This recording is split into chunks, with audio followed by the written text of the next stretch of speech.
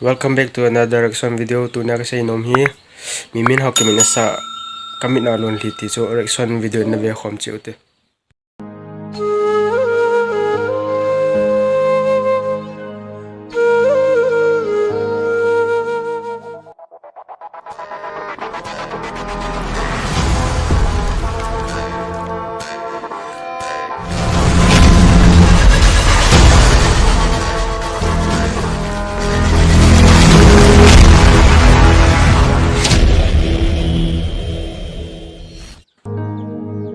Kami alon li iding bol tui về băng cái khăn của tiếng hôm nay giúp giúp tôi một mỗi tiếng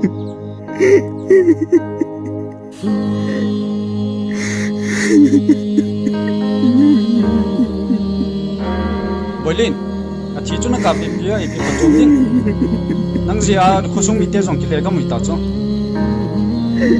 Quay, enjoy. mỗi tiếng cái nào tôi này kia này đâu mỗi tiếng này ta lại tâm hồn mỗi tiếng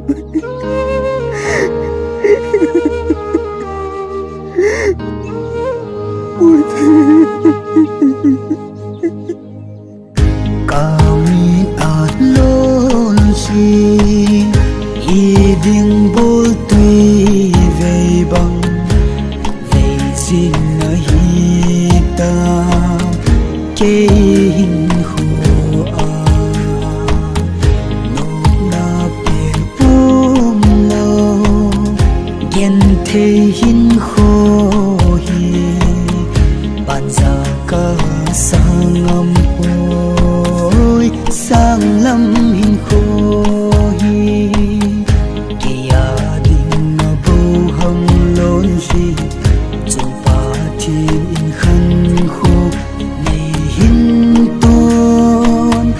gen thế ca hi bầu về gen thế ca hi bầu về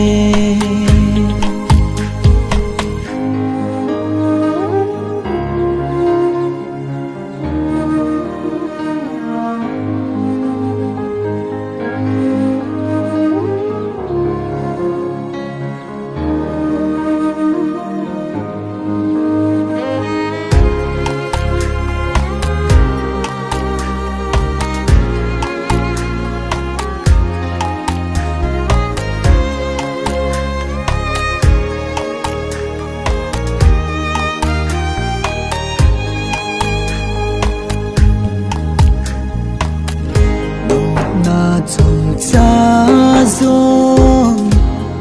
chẳng dấu lâu lôn suy bố vinh ấy lầm tuổi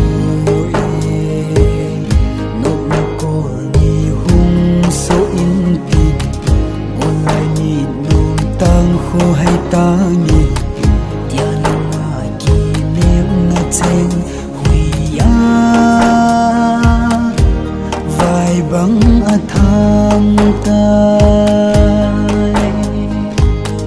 kami alon li iding bol tui về băng về xin hi ta kê hình khổ a nô na biển bùm lâu gen thế hình khổ hi ban ra ca sang âm hôi sang lâm hình khổ hi kia đình bầu hồng lôn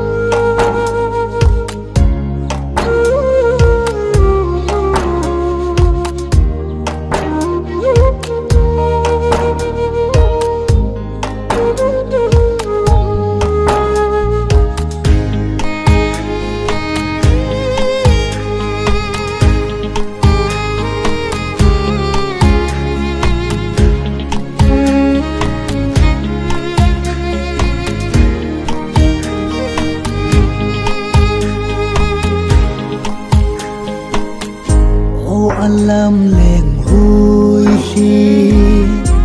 hin sem hota khang jing mei bang ki hota nop na ko ni hu so nan te gen te ban san nung jing zong le do jing na nge kin zong do de sa giang lum sông ba nhi